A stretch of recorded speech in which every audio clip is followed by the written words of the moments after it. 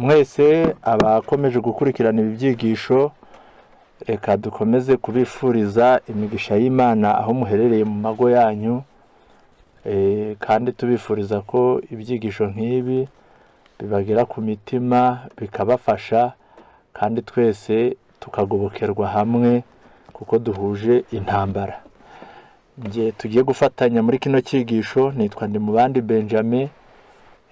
Rero mureke dusenge. Data wa twese udukunda uri mu ijuru, dukomeje kugushimira ineza yawe, uburyo watwitayeho ibihe byose tukaba tugihumeka, izina ryawe rihimbazwe. Tugusabye imbabazi z'ibyaha n'amafuti yatubonetseho, twejesha amaraso ya Kristo, kugira ngo ubwo watugeneye ijambo ryawe ngo ritunagure ridushyire ku murongo mwiza, uturinde kurisuzugura no kurikerensa, ahubwo turiha agaciro izi nama zose, imiburo, imicyaho, tubashe kubyakira, tuzabona uko dukirizwa mu bwami bwawe. Amagambo rero tugiye gukomeza kwiga, ukomeze udufashe, atugirire umumaro, tubigusabye mu izina rya Yesu. Icyigisho tugiye kwiga ni icyigisho kivuga iby'urubanza, ariko umutwe w'amagambo uravuga ngo uburyo twabona umurengezi mu rubanza dufite. Niryo jambo tugiye kwigira hamwe. Dufite urubanza kandi tutareze, ahubwo twarezwe. Ni urubanza twarezwe kandi ntabwo twahohotewe cyangwa ngo tubeshyerwe, ahubwo twarezwe ibyo twakoze. Ibyo twakoze ni ibyaha, nk'uko ijambo ry'Imana ritubwira ko ntawe ukiranuka n'umwe, ahubwo twese twakoze ibyaha, ntitwashyikira ubwiza bw'Imana. Rero abantu bose bari mu isi uru rubanza ruzabageraho, kandi nta muntu uzi ubwenge babwira yuko yarezwe ngo ategure ibirori, ahubwo uramutse uzi ubwenge wategura uburyo urwo rubanza uzarukira. Nta muntu n'umwe uri ku isi, yaba ukomeye cyangwa uworoheje, uzarurokoka uru rubanza. Reka tubanze turebe imirongo 2 muri Bibiliya, nubwo harimo myinshi, ariko turebe imirongo ivuga iby'urubanza. Mu gitabo cy'ibyakozwe n'intumwa, mu gice cya 17 umurongo wa 30, harimo amagambo ashobora kudufasha. Ibyakozwe n'intumwa 17, ndasoma ku murongo wa 30. Haranditse ngo, nuko iyo minsi yo kujijwa Imana yarayirengagije, ariko noneho itegeka abantu bose bari hose kwihana. Abantu bose kandi bari hose Imana yabategetse kwihana. Ubwo muri uyu murongo twumvamo ibintu bibiri bikomeye. Nuko Imana ni umunyembabazi, ntabwo yahora umuntu ibyaha yakoze atabizi, atazi ko ari ibyaha. Ubwo niyo mpamvu ibyo twakoze icyo gihe, burya ibyo umuntu atazi aba ari injiji. Ibyo twakoze tutabizi Imana yarabyirengagije, yifata nkaho itabibonye, ariko itegeka abantu bose bari hose kwihana. Wowe udutega amatwi ukaba ubyumva, wumva uyu murongo, uwo uri we wese naho uri hose, Imana igutegeka kwihana.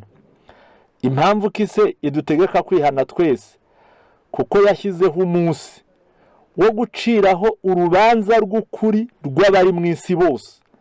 Izarucisha umuntu yatoranije, kandi ibyo yabihamirije abantu bose ubwo yamuzuye. Uyu uvuzwa aha Imana izakoresha iri gucira abantu bo mu isi yose urubanza, nta wundi ni Yesu Kristo, kuko ngo yabiduhamirije ubwo yamuzuraga yuko azaducira urubanza. Noneho Imana ntabwo yashyizeho umuntu gusa, ngo ahubwo yashyizeho n'umunsi. Niyo mpamvu kubasoma iby'ubuturo bwera bakabyiga, bazi yuko tariki 10 z'ukwezi kwa 7 buri mwaka ariho umutambyi yinjiraga ahera cyane, agiye guhongerera Abisirayeli, maze uwo munsi ukitwa umunsi mukuru w'impongano. Ibyaha Abisirayeli babaga barakoze mu gihe kingana n'umwaka cyose, byarashyizwe kuri wa mwenda ugabanya ahera n'ahera cyane, bikezwa muri uwo munsi, ubuturo bwera bukaba bwejejwe.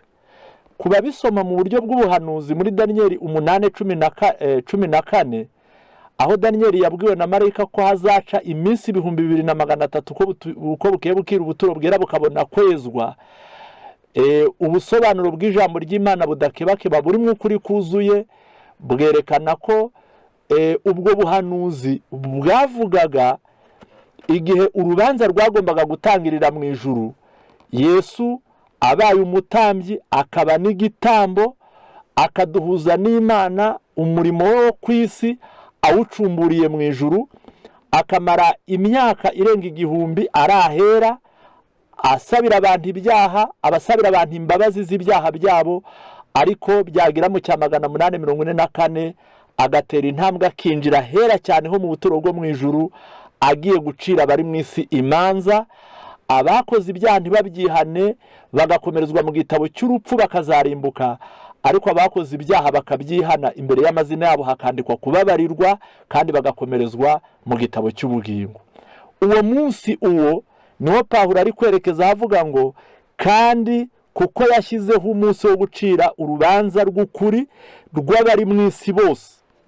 Imana yari yarashyizeho umunsi, uwo munsi warageze, ubu turi mu gihe cyo gucibwa k'urubanza rwawe cyangwa urwanjye rushobora kugerwaho. Kandi Petero hari naho yavuze ko zagombaga kubanziriza mu bariho, mu basinziriye zikaza no mu bariho. Ubwo rero bana b'Imana, urubanza rwo rurahari, kandi ku bantu bose bari na hose. Ubwo nshatse kuvuga ngo umuntu yaba ahantu heza cyane ariko urubanza ntibyatuma rutamugeraho, yaba ari mu mwanya mwiza ariko urubanza rwanamugeraho, nubwo umuntu yaba ari umunyacyubahiro cyangwa insuzugurwa, kuko umuntu w'umunyacyubahiro ukora ibibi n'insuzugurwa iri ku muhanda isabiriza ikahakorera ibibi, abo bose bari imbere y'urwo rubanza bazahahurira. Hari abantu bari mu isi batazi ko urwo rubanza ruhari cyangwa se babizi ariko batabyitaho. Reka dusome uyu murongo nawo udufashe. Ni muri Zaburi igice cya 50 umurongo wa 16. Zaburi igice cya 50 umurongo wa 16, Bibiliya irimo amagambo avuga ngo ariko umunyabyaha Imana iramubaza iti wiruhiriza iki kuvuga amategeko yanjye ugashyira isezerano ryanjye mu kanwa kawe? Ubwo uri inyangaguhanwa ukirenza amagambo yanjye, uko ubonye umujura wishimira kubana nawe, kandi ufatana n'abasambanyi, ushyira ibibi mu kanwa kawe, ururimi rwawe rukarema uburiganya, wicara uvuga nabi mwene so, ubeshyera mwene nyoko. Ibyo urabikora nka kwihorera, ukibwira yuko mpanye nawe rwose, ariko nzaguhana mbishyize imbere y'amaso yawe uko bikurikirana. Ubwo uyu murongo icyo utubwiye ko hari n'ukuntu Imana idahaniraho, ndetse iyo usomye mu gitabo cy'umubwiriza kuba Imana idahita ihana ngo abenshi mu banyabyaha uko kubihanganira byabaviriyemo gukomeza gukabya ubugome. Wabisoma mu gitabo cy'umubwiriza 8 umurongo wa 11 haranditse ngo kuko iteka ry'umurimo mubiri tuzura vuba nicyo gituma imitima y'abantu ishishikarira gukora ibibi. Buriya ukumubona abantu bashishikaye, gushishikara no kugira umwete. Nta bantu bafite urutebwe cyangwa itendwe n'urwete mu gukora ibibi, ahubwo abantu bafite umwete. Kandi impamvu uwo mwete hari abantu bagashishikara ngo nuko iteka ry'imirimo mibiri tuzura vuba. Ntabwo Imana ihaniraho abantu bakora ibibi, noneho ngo babona hari abana iyo bafite ababyeyi babahoza ku rutoto banabakangisha kubakubita ariko batabakubita. Umwana hari igihe kigera hagati akajya avuga ati ngewe iyo bambwiye ko ngo barankubita ko batankubita, noneho bya bibi akagira umwete wo kubikora kuko azi intege nke z'abamuhigira kumukubita ariko batamukubita. Imana rero yo ntabwo imeze nk'abo babyeyi, ariko ifite kwihangana kwinshi. Namwe murabizi uburyo twihanganira mu mabi menshi abana b'abantu bakora. Noneho iteka ry'umurimo mubi iyo ritinze kuzura, abantu barashishikara bagakomeza gukora ibibi. Babona Imana itabahannye ikomeje gukurura imbabazi zayo no kubihanganira, maze bakavuga ngo noneho Imana wikababaza ngo mbari ariko wiruhiriza iki kuvuga amategeko yanjye ugashyira isezerano ryanjye mu kanwa kawe? ubwo uri inyanga guhanwa, icyo nacyo ni icyaha. Ukirenza amagambo yanjye uyajugunya inyuma yawe, uko ubonye umujura wishimira kubana nawe kandi ufatana n'abasambanyi, ubwo uyu nguyu ashinjwa ubusambanyi. Ushyira ibibi mu kanwa kawe, ni abanegurana, ni abavuga amazimwe, ni abantu bavuga incyuro, ni abantu bavuga imirarwe bakabwirana nabi, baba bashyize ibibi mu kanwa kabo. Ururimi rwawe rukari mu buriganya, ubu ni ubugambanyi. Wicara uvuga nabi mwene so kandi ukajya ubeshyerana mwene nyoko, ibi byaha birahari. Ibyo urabikora nkakwihorera ukibwira yuko mwanye nawe rwose. Mbese Imana iyo itinze guhana abantu bagira ngo Imana ubwo ibyo bari gukora nayo yarabyemeye, ariko ijambo riratubwiye ngo ariko nzaguhana mbishyize imbere y'amaso yawe uko bikurikirana. Umurongo wa 22 na 23, reka imirongo nte kuyisiga kuko ni myiza. Nuko mwabibagirwa Imana mwe mutekereze ibi kugira ngo ne kubashishimura hakabura ubakiza. Untambira ishimwe wese abanyubahiriza kandi utunganya ingeso ze, nzamwereka agakiza k'Imana. Reka aya masomo abiri cyangwa ibi bice bibiri dusomye bidufashe kumva ko hari urubanza. Ni urubanza ruzacirwa abantu bose bari mu isi, aho baba baherereye ahariho hose, inzego baba barimo uko zaba zingana kose. Imana ntigira nkunzi, ntizarobanura ku butoni, ahubwo umuntu uwo ari we wese uru rubanza azarwinjizwamo. Noneho reka duse n'abateye intambwe dusomye uyu murongo w'Abakorinto. Ni mu gitabo cy'Abakorinto, ndumva ari urwa 2, igice ni cya 5, dusome kuri uyu murongo wa 10. Urwa 2 rw'Abakorinto 5 umurongo wa 10 haranditse ngo kuko twese dukwiriye kuzagaragarizwa imbere y'intebe y'imanza ya Kristo, kugira ngo umuntu wese ahabwe ibikwiriye ibyo yakoze akiri mu mubiri, ari byiza cyangwa ibibi. Iri naryo rirakomeye. Ibyo umuntu murabona nta cya gatatu kihaba. Ibyo dukora harimo ibyiza cyangwa hakaba harimo ibibi.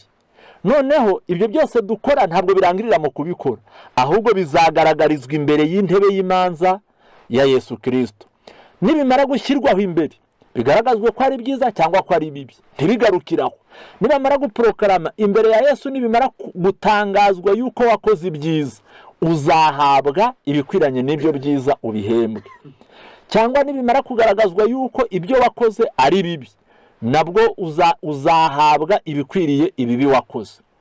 Rero burya tutabanje twanatinda cyangwa se ngo tusome byinshi, dore ko tunari bubisome, ariko reka mbabwire ngo umuntu wese ashaka yarwicira. Umuntu wese ashaka yatangira kurwicira, akamenya ibyo yakoze ibyo ari byo. Aha dusomye herekana yuko ibyo twakoze bizazanwa mu rubanza. Reka dusome no mu mubwiriza. Ubu ni ukuvuga ngo mu rubanza rwa Yesu Kristo, urwo ngurwo twarezwemo, buri wese azahagarikwa imbere yarwo, hazakurikiranwa ibintu bitatu. Ni ibyo twakoze, ni ibyo twavuze, ni ibyo twatekereje. Ibi bintu birakomeye. Reka twongere kuri ibi cy'ibyo twakoze, dusome mu mubwiriza 12 umurongo wa 14. Umubwiriza igice cya 12 umurongo wa 14 haranditse ngo kuko Imana izazana umurimo wose mu manza n'igihishwe cyose, ari icyiza cyangwa ikibi. Umurimo wose wakoze uzazanwa mu rubanza, ari mwiza cyangwa mubi. Noneho bishyirwa imbere y'urwo rukiko, umuntu wese asubize impamvu z'ibyo yakoze, ari icyiza cyangwa ikibi. Ntabwo ari imanza gusa z'ibikorwa, ahubwo n'amagambo. Ibi rero mu isi iyi turimo, ibyo abantu bakoze n'ibyo bavuze, inkiko zo mu isi zijya zibikurikirana. Umuntu ashobora kuvuga amagambo mabi akazayazira nubwo yaba atarakoze ikibi, we atarabishyize mu bikorwa, ateranije abantu bakangana bakicana, yazabiryora, kandi hariho n'ababiryoye. Ariko aya magambo reka tuyasome. Abakoze ibibi bazabizira, cyangwa bazacirwa urubanza hakurikijwe ibyo bakoze, ariko n'abavuze ibidakwiriye. Reka dusome mu gitabo cya Matayo igice cya 12 umurongo wa 36. Kandi ndababwira yuko ijambo ry'imfabusa ryose abantu bavuga bazaribazwa ku munsi w'amateka. Amagambo yawe niyo azagutsindishiriza, kandi n'amagambo yawe niyo azagutsindisha. Ubwo byumvikane ko ntabwo urubanza rwa Yesu Kristo rushingiye mu byo twakoze gusa, ahubwo n'ibyo twavuze ruzabisuzuma.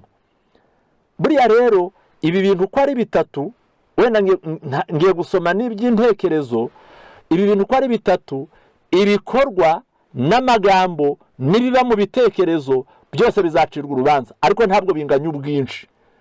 Buriya intekerezo ni nyinshi kuruta amagambo, kuko ibyo umuntu atekereza bivuze aba abaye umusazi. Ubwo rero ni byinshi, kandi usibye igihe usinziriye nta kindi gihe ushobora kumara uri maso utari gutekereza. Ubwo rero niba ibitekerezo bingana n'amasegonde agize amasaha y'umunsi, mwumve ko intekerezo zacu ari nyinshi. Ibyo byose iyo bibaye byiza uzabishimirwa, niba intekerezo zawe ari mbi uzazigayirwa. Amagambo nayo ni menshi kuruta ibikorwa. Amagambo nayo ni menshi kuruta ibikorwa. Ayo nayo urubanza ruzayareba, rwongere rwinjire no mu byo twakoze. Ubwo rero reka tujye mu ntekerezo zacu, naho urubanza ruzahagera. Ndasoma mu gitabo cyitwa Ubutumwa Bwatoranijwe, ni umuzingo wa mbere. Ndasoma kuri iyi paje ndayibabwira, ni paje ya 256. Haranditse ngo La loi de Dieu, ni ikigisho cya 31 ku bafite iby'izindi ndimi, nge ndasoma mu cy'igifaransa.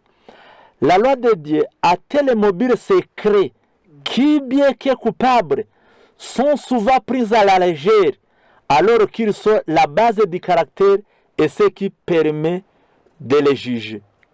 Haravuze ngo amategeko y'Imana aragenda akagera no mu migambi y'ibanga.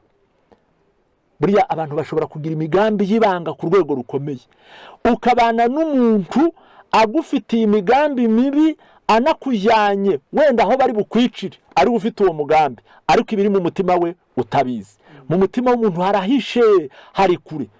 Mbese nta gihe wari watekereza ibi buri kumwe n'abantu, ukikanga uri kuvuga uti ibi bintu ndi gutekereza uwabibabumburira narigitirahe. Ibyo bibaho, ariko bo bakaba batabibona, batanabizi. Rero ngo iyo migambi yo mu ibanga iciriweho iteka, ariko nyirayo ngo afata ajenjetse, nta wabibonye, nta uzamuseka, nta ubimubaza, ariko yari abifite. Ngo iyo migambi amategeko y'Imana yigeraho, kandi ngo kuba ari urufatiro rw'imico mibi, ibyo bintu biba mu ntekerezo, ngo niyo mpamvu bizacirwaho iteka, bigacirwa urubanza. Abantu benshi ibi bakora, bambe ni bose, ntabwo ibyo dukora bikomoka muri uko kubikora, ahubwo biba byarakomotse mu migambi tuba twari dufite yarihishe mu ibanga. Kansome hepfo ku paje ya 257 paragrafi ya 2. La loi de Dieu nous condamne non seulement à cause de ce que nous faisons, mais aussi à cause de ce que nous ne faisons pas. Amategeko y'Imana aducira urubanza, ntabwo aducira urubanza rw'ibyo twakoze gusa bibi, ahubwo aducira urubanza n'urw'ibyiza tutakoze. N'ibyiza utakoze uzabiryora, n'ibibi wakoze uzabiryora. Noneho burya amategeko y'Imana aragenda akagera no mu ntekerezo. Niyo mpamvu muri iki gitabo muzakomeza gusoma kugira ngo wenda ncungure agahe. Harimo amagambo avuga ngo amategeko y'Imana ngo ayakora binini kurenza iby'amategeko y'abantu yashobora gukora, kuko amategeko y'abantu aca urubanza rw'ibyakozwe n'ibyavuzwe gusa, ariko ay'Imana yo aratambuka akagera no ku migambi yari igikingiraniwe mu mutima utashoboye gukora. Iby'amategeko y'abantu atageraho ngo agucire urubanza kuko atabibonye, ariko ay'Imana yo azarugucira ngo kuko umugambi wari uwufite, uburyo gusa nibwo wabuze. ni nayo mpamvu ishyari, urwango, inzika, igomwa, kwifuza ibibi, kutishimira ibyiza by'abandi babonye bigikingiraniwe mu mutima, ijuru ribabara nk'icyaha, nubwo abantu bose bo ku isi ntawe uba wabonye ububi bwawe. Ubwo reka iyi ngingo nyiveho, abadutegeye amatwi, yaba abasanzwe bazi ubutumwa, yaba bari kubukurikirana, urubanza rw'Imana ruzaba rushingiye hatatu: ku byo twakoze, ku byo twavuze, n'ibyo twatekereje. Niyo mpamvu urasabwa kwitondera ibyo utekereza. Mu gitabo cy'Abaroma kuri ibi by'intekerezo hari ijambo ryanditswemo, burya ntabwo gutekereza nabyo ntabwo ari ugupfa gutekereza. Igice cya 12 umurongo wa 3 haranditse ngo, ndababwira umuntu wese muri mwe, mbwirijwe n'ubuntu nahawe, mwe kwifata uko mutari, ahubwo mutekereze mwitonze. Buriya no gutekereza, yurobanura sije uri butinze w'intekerezo zawe. Wijya wemera ngo ibije mu ntekerezo byose wemere ubiyoboke, bikujyane bikugeza iyo bishaka, ahubwo yugaruka vuba. Iyo utoranya ngo iyi ngingo nyimediteho, nyitekerezeho, izanzanira iki, izanyungura iki. Ubwo aha hantu uko ari hatatu ntabwo horoshye, reka buri muntu wese ahakurikirane. Reka noneho tujye ku ngingo yakurikiraho muri iki cyigisho cyacu. Katurebe muri urubanza rw'Imana rukomeye. Umutima nama wawe ufite uruhe ruhare muri uru rubanza? Iyi ngingo reka buri muntu wese murarikire kuyikurikirana, kuko irimo amagambo aremereye. Umutima nama wawe ufite uruhe ruhare mu rubanza? Kambisome uruhare rw'umutima nama wawe mu rubanza urwo ngurwo twarezwemo kandi tutabeshyerwa. Reka dusome mu Baroma igice cya 2 umurongo wa 14. Ariko cyane cyane umurongo wa 16 ni uri bubi igisubizo cy'iki kibazo tugezeho mu cyigisho cyacu. Abapagani badafite amategeko y'Imana, iyo bakoze iby'amategeko ku bwabo, baba bihindukiye amategeko nubwo batayafite. Bwana no kuvuga ngo hariho abapagani, bundi iyo Bibiliya ivuze abapagani ntabwo ari igitutsi, ahubwo ni umuntu udafite akadini akariko kose asengeramo. Kuva yavuka yabaye iwabo, ntiyagira idini, ntiyagira aho ajya gusengera. Abo rero burya nta nubwo ari babi. Ibyanditswe byera bivuga ko aribo bagereranywa n'imifuka mishya. Iyo ugiye kubigisha ubutumwa, ntabwo ubanza wasukanura imigenzo n'imihango y'idini ibarimo, kuko nta ibirimo, ahubwo wowe upakira mu ibyiza gusa, ubutumwa bwiza bukabageraho neza. Noneho rero abo bapagani, iyo adafite amategeko, mbese atazi muri Bibiliya ibyanditswemo, ariko akaba imfuruko akora ibyiza, nawe ubwo bupfura bwe bubamuhindukiye amategeko nubwo atayafite. Bakagaragaza ko umurimo utegetswe n'amategeko wanditswe mu mitima yabo, ugahamywa n'imitima ihana ibabwiriza, igafatanya n'ibitekerezo byabo kubarega cyangwa se kubaregura. Kandi ni nabyo Imana izatangaho umugabo ku munsi izacira abantu witeka muri Yesu Kristo kubyanditswe kubyahishwe byabo, kuko ubutumwa bwiza nahawe buri. Ubwo ni ukuvuga ngo uwo mutima wawe ukurega cyangwa ukuregura niwe mugabo, niwe Imana izatangaho umugabo. Urareka mbabwire ngo iyo ufite urubanza wararezwe cyangwa warareze, ariko mu rubanza rwawe haba harimo abantu benshi, haba harimo abacamanza, haba harimo abavoka, haba harimo abantu uburyo bwinshi, hari n'abaza gushungera ngo bumve iby'urwo rubanza. Muri abo bose umubi kuri wowe nimero ya mbere n'ugushinja. Uwo nguwo umutangabuhamya bahamagara bakavuga bati, njyewe wowe kuri kurega runaka ibyo yakoze ubifitiye ibihamya? Ati ndabifite byose rwose. None se umutangabuhamya ufite umugabo wamushinja wamubonye? Ati rwose ndamufite. Uwo muntu iyo avuze ati, bamubaje bati none ninde uwavuze, agahaguruka agiye kugushinja, niba hari ibyago bibaho bya mbere, uwo nguwo ugushinja niwe mubi wa mbere kuruta abandi bose.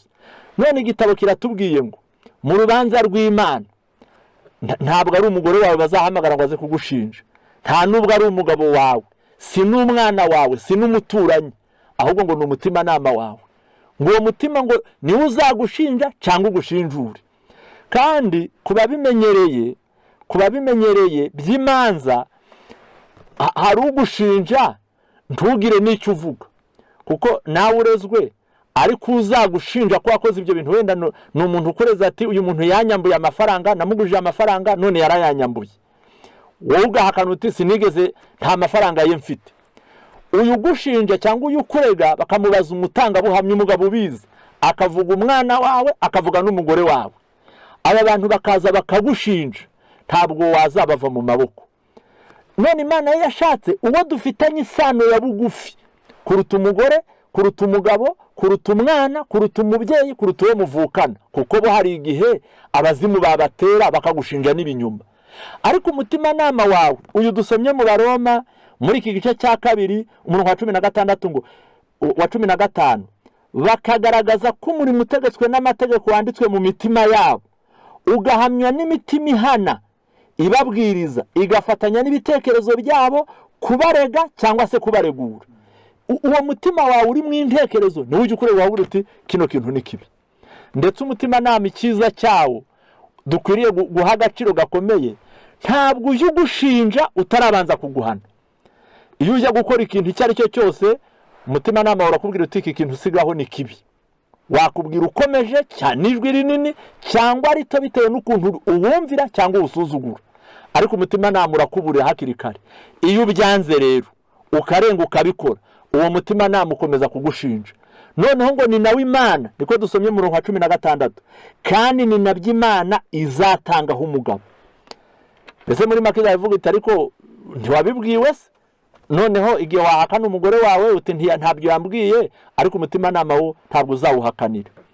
Reka mbabwire ko iyo dusomye umutima nama ari uzadushinja, reka wenda nsoma ahantu habiri ku bantu b'amaharakubiri bahuye n'ikibazo cyo kugira imitima ibashinja bakiri mu isi. Reka nsome mu gitabo cya Matayo igice cya 14 umurongo wa 1. N'uwitwa Herode, ibyo mbisomye iteka ryose njya ngira ubwoba, nkumva dukwiriye kumwigiraho akaga ko gukora icyaha kizatuma umutima uhora ugushinja. 14 haranditse ngo, icyo gihe umwami Herode yumvise inkuru ya Yesu, abwira abagaragu be ati, uwo ni Yohana umubatiza wazutse, nicyo gitume akora ibitangaza. Kuko Herode yari yarafashe Yohana akamuboha, akamushyira mu nzu y'imbohe ku bwa Herodiya wari mukamwene se Filipo, kuko Yohana yari yabwiye Herode ati amategeko ntiyemera kumucyura. Yifuzaga kumwica, ariko atinya abantu kuko bemeraga ko ari umuhanuzi. Umunsi wo kwibuka kuvuka kwa Herode usohoye, umukobwa wa Herodiya abyinira imbere y'abararitswe, ashimisha Herode. Nicyo cyatumye asezerana arahira ko amuha icyo amusaba cyose. Nawe amaze koshywa na nyina, aramubwira ati piga igihanga cya Yohana umubatiza ku mbehe. Umwami arababara, ariko ategeka ko bakimuha kubw'indahiro yarahiriye imbere y'abasangiraga nawe, atuma mu nzu y'imbohe ngo bace igihanga cya Yohana. Bazana igihanga cye ku mbehe, bagiha uwo mukobwa agishyira nyina. Abigishwa be baraza, bajyana umurambo, barawuhamba, maze bajya kubibwira Yesu. Nshaka aya magambo ko muyumva. Igihe Yohana yacyahaga kandi agaciraho iteka ibyaha bya Herode na Herodiya by'ubusambanyi, ngo Herodiya yararakaye, Herode nawe ararakara, ariko Herode atinya kugira icyo atwara Yohana cyo kumwica, kuko abantu bose bemeraga ko ari umuhanuzi, arabatinya. Noneho Herodiya kucura itiku, ategura umugambi w'ukuntu yazicisha Yohana. Abona ku munsi mukuru w'amavuko, izi za anniversaire ho muzajye muzitinya n'ibindi byose, nubwo ari nziza, ariko iyo abantu batitonze, ubwo impamvu mvuze ngo ni nziza kuri ba nyirazo, ni nziza kuri ba nyirazo, ariko iyo abantu batitonze ngo bazirebe, barebe ibikorerwamo, hari igihe byababyarira gukora nk'ibyabaye mu munsi mukuru wo kwibuka amavuko ya Herode. Ngo baranyoye barishima, Herodiya nawe yohereza akagakobwa kujya kubyinira aho muri ibyo birori, kugira ngo nikanezerwa Herode akagasezeranira, none hazasabe igihanga cya Yohana. Ni nuko byagenze, asaba igihanga cya Yohana. ariko Yohana amaze igihe kirekire apfuye, kuko ntabwo ibyo ari byo turi kwiga, ahubwo hari aho nshaka kuvuga. Amaze igihe kirekire apfuye, ngo Yesu atangira kubwiriza ubutumwa, inkuru iramamara. Inkuru ya Yesu abwirije igera no mu matwi ya Herode. Herode ntabwo yavuze ngo umubwiriza nuwaye, ntiyanaperereje, ahubwo ngo mu mutima yahise abitekereza, abihamiriza abagaragu be ati, icyo gihe umwami Herode yumvise inkuru ya Yesu, abwira abagaragu be ati, uwo ni Yohana umubatiza wazutse. Nicyo gituma akora ibitangaza. Reka nsome mu bivuzwa ibihe byose, badusobanurira impamvu ki Herode yahise yumva ko ari Yohana wazutse. Ndasoma ipaje y'177, 176 ngere na 7, nsome nihuta. Igihanga cya Yohana kimaze gushyikirizwa Herodiya, abyakirana umutima wa kidayimoni. Ukwihorera kwe kumwuzuza umunezero mwinshi, kuko yibwiraga ko guhera ubwo umutimanama wa Herode utazongera kubura amahoro. Burya Herode yarazi yuko Herode yabuze amahoro bitewe n'icyaha yari yarakoze kandi akagicyahirwa. Noneho Herode yibwira ko Yohana napfa, Herode atazongera kubura amahoro. Nyamara icyaha cye nta munezero na muke kigeze kimuzanira. Izina rye rihinduka ikivume, na Herode nawe arushaho kubura amahoro, yibuka ibyabaye kuruta uko byamugendekeraga ku miburo yajyaga abwirwa n'uwo muhanuzi. Vuga ngo Yohana kiriho akajya mu cyaha yarabuze amahoro, ariko amahoro yayabuze cyane Yohana amaze gupfa. Naho ubutumwa bwa Yohana umubatiza bwo aho kugira ngo bucecekeshwe, bugenda buhererekana mu bisekuruza byose kugeza ku iherezo ry'ibihe. Arembejwe, uwo ni Herode, no kwibuka icyaha cye, Herode yashakishaga uko yakwiyibagiza ibirego by'umutimanama we akabibura. Icyizere yari yagiriye Yohana cyamuhoraga imbere, nta karuhuko yagize kubera guhora yibuka imibereho ya Yohana yuje kwiyanga. Kimwe no kurarika kwe kwahagurukije abantu benshi n'inama ze zuzuye ubwenge, akibuka n'urupfu rwe ruteye agahinda. Yakoraga imirimo ya leta, uwo ni Herode. Yakoraga imirimo ya leta azengurutswe n'ibyubahiro byinshi, akagerageza kumwenyura, ariko ahari ngo aboneke nk'umuntu wishimye. Murumva ko yasekaga nta giseko kiri mu mutima, ahubwo ngo akagerageza kumwenyura kugira ngo abamubona bagera mu biro by'abamubona batekereza ko anezerewe, ariko yabaga afite ikintu mu mutima kigishinja. Nyamara kwari uguhisha umutima ushenguka, agahora atinya iteka ko azagibwaho n'umuvumo. Yohana yabwiraga Herode ko nta kintu na kimwe gihishwe imbere y'Imana. Erega namwe abaduteze amatwi, ubu ni ubutumwa mubwirwa, nubwo wakwihisha agana he Imana ibikureba. Kandi ayo magambo ye yari yarashinze imizi muri we. Yari abizi rwose ko Imana iri hose, ko yabaye umuhamya w'isindwe bagiriye mu cyumba cy'ibirori. Yari yumvise itegeko Imana, yari yumvise itegeko ryatanzwe ryo guca Yohana igihanga, ko yarebye uburyo Herodiya yasabwe n'ibyishimo, kandi akabona ibitutsi Herodiya yatutse uwahoraga cyaha ingeso ze mbi. Ibintu byose yajyaga yumva umuhanuzi avuga, ubu noneho yumvaga bibwira umutimanama we, byumvikana cyane kuruta igihe Yohana yigishirizaga mu butayu. Noneho hepfo yumvise bavuga imirimo ya Yesu, ya Kristo, Herode ahagarika umutima cyane, yibaza niba Imana itazuye Yohana mu bapfuye, imuhaye ubutumwa bwo guciraho iteka ibyaha afite imbaraga ziruta iza mbere. Yahoranaga ubwoba bwinshi yibwira ko Yohana azahorera urupfu rwe. Ariko se buriya mu by'ukuri hari aho Herode yari yarigeze abona umuntu uzuka? Ntaho. Ariko umutimanama we warabimubwiye bitewe n'ubwoba. Herode yasaruye ingaruka z'imibereho y'ibyaha, kuko Uwiteka Imana yabivuze ngo nta mahoro uzabona, tuzabonaho uruhurira ibirenge byawe, uzashidikanya ubugingo bwawe, uzahora utinya ku manywa na nijoro, tuzagira ikikwiringiza ubugingo bwawe. Buzacya uvuga uti iyo bwira, buzagoroba uvuga uti iyo bucya, ubitewe n'ubwoba bwo mu mutima wawe bugutinyisha n'iby'amaso yawe azibonera. Umunyabyaha aregwa n'ibitekerezo bye bwite, nta buribwe bubabaza kurusha inkubi y'umutima wacumuye idatuza ku manywa na nijoro. Uru ni rwo ruhari umutimanama ufite muri uru rubanza.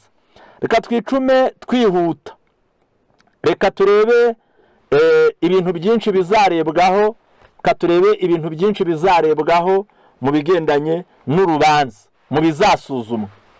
Reka ibyaha byo ni byinshi nk'uko amategeko y'Imana 10 abivuga, ariko reka tugire bikeya dusoma mu byanditswe byera. Buriya uku nguku mubona dushakisha ubuzima, abantu bagashaka amafaranga, abantu bagashaka imirimo, abantu bagakira, abenshi bakijijwe n'uburiganya n'ubugome bagiriye abandi. Ibyo ngibyo Imana irabireba, Imana irabireba. Reka mbwira abacuruzi musuzume iminzani muguriraho niyo mugurishirizaho, na bya bindi byose murengeramo, Imana nabyo izabizana mu rubanza. Uko ibyo utunze uko wabibonye, nubwo hano mu isi wabona biri kwiyongera, ntugahabwe amahoro no kubona biri kugwira, aho wenda warabibonye mu buryo bw'uburiganya, warariganije abantu. Reka nsome hano mu paje mu gitabo cyo guhamagarwa kwacu gukomeye, paje ya 225 haranditse ngo umunzani ubeshya ni ikimenyetso cy'ibikorwa byose bitarangwamo ubunyangamugayo. Ni ubucakura bwose bwo guhisha kwikunda no gukiranirwa munsi y'umwitero w'ubutungane no gukiranuka. Imana ntikiraka urutega imikorere nk'iyo, yanga inzira mbi zose, yanga urunuka kwikunda no kwifuza kose. Ibikorwa bitarangwamo imbabazi ntabwo izigera ibyihanganira, ahubwo izabyitura ibi bikwiriye. Imana ishobora guhira abakozi babona ubutunzi mu nzira zo gukiranuka, ariko umuvumo wayo uri ku butunzi bwose bwakomotse mu buriganya no kwikunda. Igihe umuntu yirunduriye mu kwikunda cyangwa uburiganya mu mikorere, aba agaragaje ko adatinya Imana cyangwa ngo yubahe izina ryayo. Abafitanye ubumwe n'Imana ntabwo bazamaganira kure gukiranirwa gusa, ahubwo bazagaragariza imbabazi n'ubugiraneza bwayo abo bakorera n'abo bakorana. Imana ntirobanura abantu ku butoni, ariko ntabwo izigera yemera imigendere y'abatagira icyo bakora, abatagira icyo bakorera kunezeza abakene, abapfakazi n'imfubyi. Abantu batagira icyo bakora ngo barebe ko banezeza abakene, ngo banezeze abapfakazi, banezeze n'imfubyi, abo nabo bazaza mu rubanza. Kwizera n'iyobokamana yawe bikwiriye kukuzamura ugasumba ubucakura n'uburiganya bwose. Gukora ubudahemuka, guhagarara mu nzira itunganye no kwiringira Imana bizakugeza ku ntsinzi. Ya mbere buhoro buhoro mu bupfura, udakebakeba ngo utandukane n'amahame ya Bibiliya cyangwa uhagarike imirimo ukora. Nta kugabanuka kw'ibiciro, nta mwenda ujya wishyurwa Imana itabibayemo.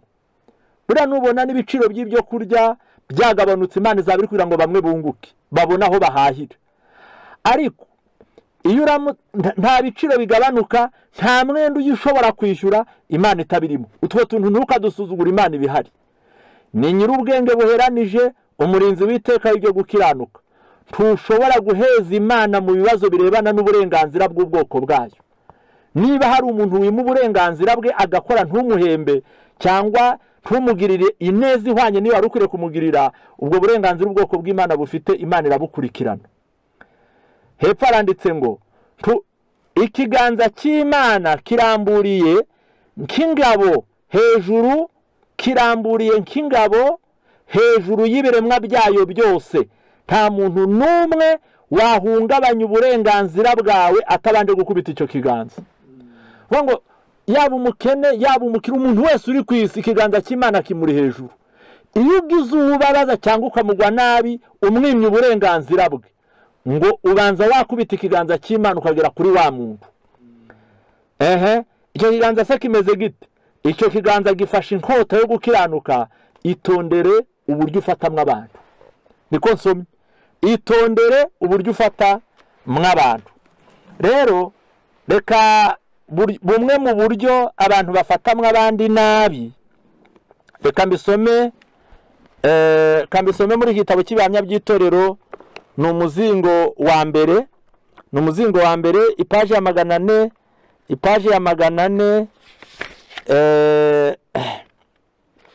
ndasoma 442. Buriya no gukunda isi nabyo bizashyira abantu mu rubanza, rwose, kuko ibyanditswe biravuga ngo ntimugakunde isi cyangwa ibiri mu isi. Uko niko ijambo ry'Imana rivuga. Ahandi akatubwira ngo ntimwishushanye n'iki gihe. Iyo mirongo yombi mwabona muri Yohana, undi wabona mu urwa mbere rwa Yohana igice cya 4, no mu Baroma igice cya 12 umurongo wa mbere, ntimwishushanye n'abiki gihe. Noneho reka nsome mwumve uburyo no gukunda isi, ukayikunda ukumva waje uhemuka ngo uramuke, waje ubonera indonke mu gihombo cy'abandi. Reka mwumve uburyo nabyo bizaza mu rubanza. Hariho umurimo ukomeye ugomba gukorerwa abakomeza isabato. Ni igihamya cya 11 cyo mu muzingo wa mbere w'ibihamya. Hariho umurimo ukomeye ugomba gukorerwa abakomeza isabato. Amaso yabo agomba guhumurwa, maze bakabona uko bameze by'ukuri, kandi bakagira umwete bakihana, bitaba ibyo bakazabura ubugingo buhoraho. Umwuka w'abisi warabigaruriye, none bagejejwe mu bunyage n'imbaraga z'umwijima. Rero abantu bari mu bunyage, nubwo tutari nka ba Danieli bajyanywe i Babuloni ngo bareke kuba iwabo, twebwe abatareba neza bashobora kunyagirwa iwabo, bari no mu itorero bakagira ngo bafite umudendezo, ariko ngo barageze mu bunyage bwo gukunda isi. Umwuka w'abisi warabigaruriye, none bagejejwe mu bunyage n'imbaraga z'umwijima. Ntabwo bumvira ukwinginga kw'intumwa Pawulo agira ati, kandi ntimwishushanye n'abiki gihe, ahubwo muhinduke rwose mugize imitima mishya, kugira ngo mumenye neza iby'Imana ishaka, ari byo byiza bishimwa kandi bitunganye rwose. Ku bantu benshi umwuka w'abisi wo kurarikira ubutunzi no kwikanyiza ni uganje. Abawufite barareba hirya no hino bashakisha inyungu yabo yihariye. Umugabo w'umutunzi wikanyiza ntiyitaye ku by'abaturanyi be, keretse gusa biramutse ari ukwiga uburyo yabona urwaho rwo gukungahara mu bihombo byabo. Nta kindi. Hariho abantu batagira icyo batekereza ku bandi keretse gushakisha uburyo yakamukuraho. Ubupfura n'ishusho y'Imana mu muntu byarajyanye, byararetswe kubw'inyungu zo kwikunda. Gukunda impiya n'umuzi w'ibibi byose bihumisha amaso, maze bikabaza abantu gusobanukirwa neza inshingano bafite ku Mana no kuri bagenzi babo. Aya magambo nimuyazirikane. Bamwe bishyeshya bibwira ko batangana ubuntu kubera ko rimwe na rimwe bagira icyo batanga ku bushake, bakagiha abagabura, kandi bakagira n'icyo batanga ngo umurimo wo kumenyesha abantu kuri utera imbere. Nyamara aba bantu bitwa ko batanga barizirikana mu byo bakora, kandi bakaba biteguye gukabya mu gukurikirana inyungu. Bafite ibisaze mu by'isi, kandi ibyo bibashyiraho inshingano nk'ibisonga by'Imana. Nyamara igihe bagize ibyo bahuriramo n'umukene, urubanza narwo ruzaza. Nyamara abo bantu bafite ibyo bafite, iyo bagize ibyo bahuriramo n'umukene cyangwa umuvandimwe ukora cyane imirimo imuvuna, banyunyuza abantu kugeza ku giceri gito. Mu kumvikana ku biciro, uruhande rwa make cyane nirwo ruba umurage w'umukene. Aho kugira ngo agirire impuhwe umuvandimwe ukennye, wamukire ukangutse kandi ukamura abantu, yikubira amahirwe yose, maze akongera ku butunzi bwe yarangije kurundanya abinyujije mu ngorane za wa mukene. Arishima kubw'ubucakura bwe. Mbese ibi bintu tubivane mu marenga. Ni nk'igihe umuntu yagukorera ari butahe saa 10 yahereye saa 1, byagera saa 9 imvura ikagwa, ubwo umubyiza akabara wuhombye, kandi yakoze amasaha 8 hari hasigaye 2, uruhande rwa maka akaba ari rw'umuhererezamo, kandi ejo naza gukora ntabwo azacumburira hahandi yari yabisanze, ahubwo hari icyakozwe. Abenshi bakijijwe n'ubugome nk'ubwo. Aho kugira ngo agirire impuhwe umuvandimwe ukennye, wamukira ukangutse kandi ukamura abantu, yikubira amahirwe yose, maze akongera ku butunzi bwe yarangije kurundanya abinyujije mu ngorane za wa mukene. arishima ku bw'ubucakura bwe, nyamara binyuze mu butunzi bwe ari kwirundanyiriza umuvumo uremereye, kandi agashyira igisitaza mu nzira y'umuvandimwe we. Kubw'ububagito bwe n'imibare ye ireba akantu kose, iri jambo rirakomeye, ireba akantu kose aba ari gukuraho ubushobozi bwe bwajyaga kumuha amahirwe yo kugira imbaraga ihindura kandi abandi mu by'iyobokamana. Ibi byose bikomeza kuguma mu bwenge bwa wa muvandimwe ukennye, kandi amasengesho menshi asenga ashyizeho umwete, ubwo ni wa mukire, ndetse n'ubuhamya bugaragara ko burimo ishyaka bwumvikana mu minwa ya mukire, bizaba ari imbaraga yo kumutera agahinda no kuzinukwa gusa. Ubwo uzagira agahinda kandi akazinukwa ni wa mukene. Amubona ko ari indyarya, umuzi wo gusharira uramera, ugatera abantu benshi guhumana. Wa mukene ntashobora kwibagirwa uburyo bamwungukiyeho bamutwaye amahirwe. Nta nubwo ashobora kwibagirwa uburyo yashyizwe mu mwanya wuzuyemo ingorane, bitewe n'uko yari afite ubushake bwo kwikorera imitwaro, mu gihe umuvandimwe ukize buri gihe yabaga afite inzitwazo zituma adashobora gushyira urutugu rwe munsi y'umutwaro. Nyamara uwo mukene ashobora kuzurwa n'umwuka wa Kristo, ku buryo ababarira ihohoterwa yagiriwe n'umuvandimwe w'umukire. Ubwo habatanze inama y'uko umukene adakwiriye kubigira inzitwazo ngo zimwanduze mu mutima bizatuma narimbuka. Ni paji ya 402 ndetse na 3. Ibi nabyo bizaza mu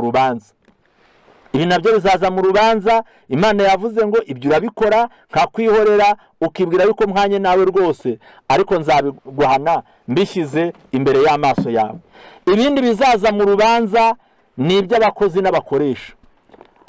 Wowe ufite uwo ukorera cyangwa wowe ufite uwo ukoresha, nawe uritonde, kuko urubanza ruzakugeraho. Uko wakoreye shobuja cyangwa uko wakoresheje umukozi. Reka iyi mirongo nyisome mu buryo buri bwihute. Mpere ku bakoresha. Imirongo ibareba ni mu Bakolosayi 4:1 n'Abaefeso 6:9. Iyi mirongo yombi kanyisome mu buryo bwihuse. Abakolosayi 4:1, iri jambo riravuze ngo, Abakolosayi igice cya 4:1, hariho iri jambo rivuga ngo, bashebuja mugirire imbata zanyu ibitunganye n'ibikwiriye, kuko muzi yuko namwe mufite shobuja uri mu ijuru.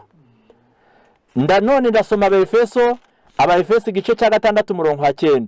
Namwe bashebuja muba ariko mugirira abagaragu banyu, namwe mureke kubakangisha, kuko muzi yuko musangiye shobuja uri mu ijuru, utarobanura abantu ku butoni. Icyaha cy'abashebuja ni uguhora bakangisha. Ndagukata, ndakwirukana, umushahara wawe sinzawugwa, uku kwezi ukoreyayo. Kugeza ubwo n'umuntu ashobora kumena itasi, umushahara we bakawumukata bamuhoye itasi, kandi atayifashe ngo ayijugunye, ahubwo ari uko byamucitse. Kandi uwo nyirabuja umukata nawe bijya bimucika bikameneka, n'abana be bakabimena. Ariko uwo nawe kuko ari umuntu byamucika, ngo nuko ari umukozi akamukata. Ibyo ngibyo mu rubanza bizinjiramo. Nawe wigeze uragira inka zirona, wenda wahuye n'ingorane zari zo zose, ariko umushumba wawe byamucika byamubaho umwaka cyangwa ukwezi aho yarakoreye, ukamukata utitaye kuri ba bana yasize ari guhahira. Ibyo byose bizaza mu rubanza. Ariko reka tujye no ku bakozi, igice cya 2 cya Tito 9. Imanza z'Imana zizagera kuri buri muntu aho ari hose. Tito igice cya 2:9 haranditse ngo, hugura abagaragu b'imbata kugira ngo bagandukire bashebuja, babanezeze muri byose, batajya impaka, batiba. Buriya abagaragu nabo baragavura, bariba bakareba ku jisho bashebuja bakabibi. Nk'uko icyaha cy'abashebuja ari ugukangisha, niko n'icyaha cy'abagaragu nacyo ari ukwiba, kugira ngo muri byose bizihize inyigisho z'Imana umukiza wacu. Abaefeso, kugira ngo mwumve ikindi cyaha, abakozi bari kunyumva cyangwa bazumva ibi byigisho ariko bafite abo bakorera, reka aya magambo nawe baje bayumva bakore neza. 6:5.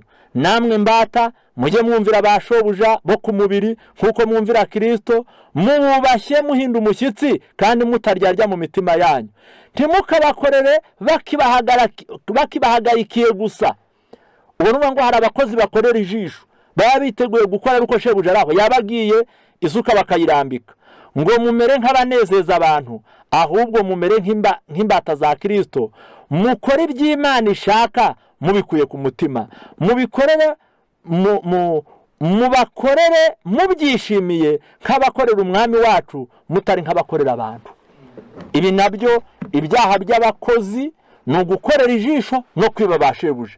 Ibyaha by'abashebuja ni ukubakangisha no kubahagika. Ibi byose utazabyihana agakomeza kubikora bizamujyana mu rubanza. Noneho reka turebe aho umuvuganizi wacu cyangwa se umurengezi wacu muri uru rubanza aho ajya yinjirira. Mu by'ukuri Dawidi amaze kwitegereza, amaso y'umwuka ye afungutse, areba uburyo n'ijambo ni urubanza, n'intekerezo ni urubanza, n'ibikorwa ni urubanza. Yanditse mu gitabo cya Zaburi 143 umurongo wa 2, we hari icyo yisabiye, numva nanjye nawe twagisaba. Yaravuze ngo kandi ntushyire umugaragu wawe mu rubanza, kuko ari ntawe mubabaho uzatsindira mu maso yawe. Mu by'ukuri urubanza ntawarwitegeza. Aho uri hose naho ukorera hose, uwo uri we wese niyo utuye hose, uru rubanza uzarugeramo. Ntabwo warwitegeza, ntiwavuga ngo nzaruburana, ahubwo birasaba ko washaka ukuvuganira. Mu gitabo cy'intambara ikomeye nshaka gusoma mwaya magambo atwereka aho Yesu ajya yinjirira ari kujya kutuburanira. Ese nehe yabona akarembo ko kwinjira ko Satani ibyo aturega n'ibyo adushinja ko atatubeshyera ko abaturega ibyo twakoze?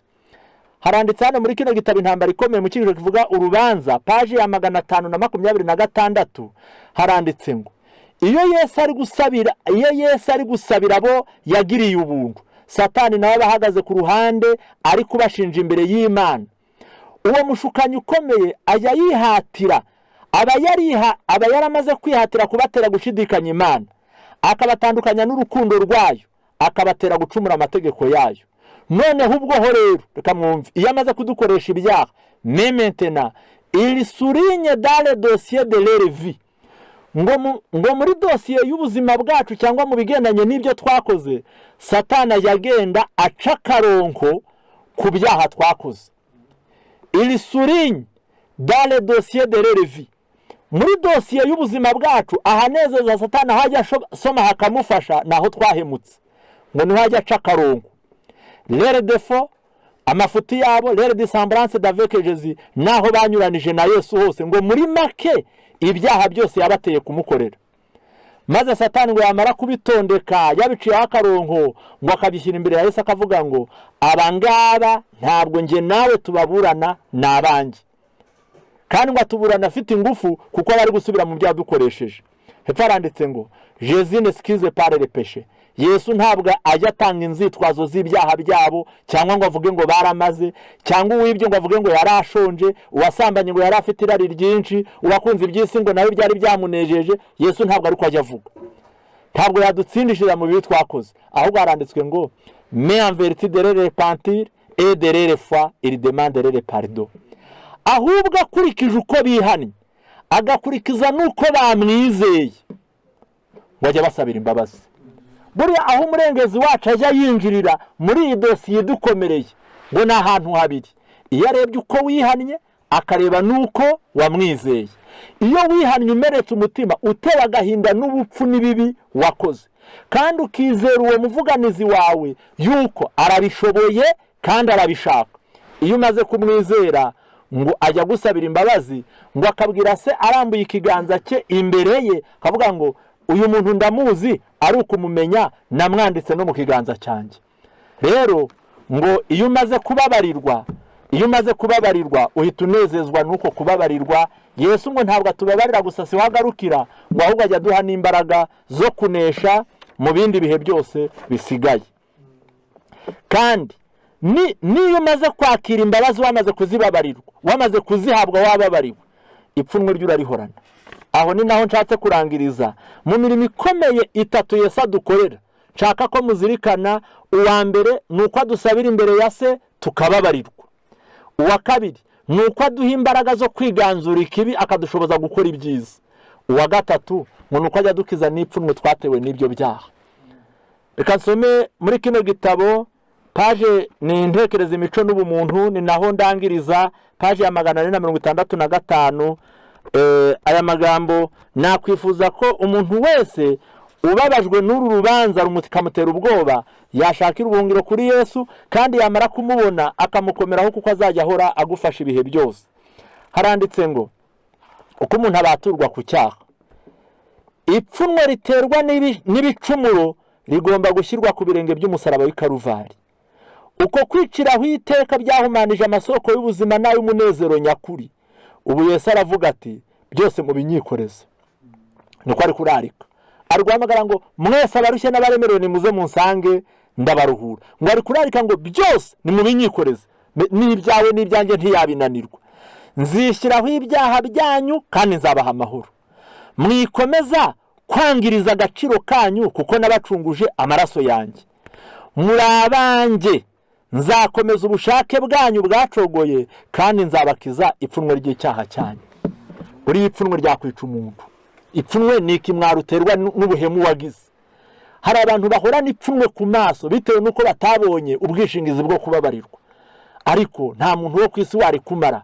Ubaye waragize ubusambanyi ugafatwa, ubaye waribye ugafatwa, ubaye warishe ugafatwa, bikamenyekana mu bandi bantu uhorana icyo kimwaro. Hari n'abiteguye kujya bagucyurira babikwibutsa, ariko Yesu we ngo yiteguye kuzakumara iryo pfunwe, kandi azarikumara imbere ya sagusabire, imbere y'abantu aguha imbaraga zizahinduka ibibi wakoraga noneho ukabihindura ugakora ibyiza Kristo abigufashijemo, maze iryo pfunwe akarikumara. Reka muri uru rubanza dufite dushake umwami ari we Yesu Kristo adufashe kugira ngo atuburanire. Ntabwo twarwishoborera, ariko wararushoboye, kandi yarushoboye igihe yitanga agapfira ku musaraba. Yarabishoboye, mureke tumwizere aturwanire kandi adutsindire mu izina rya Yesu.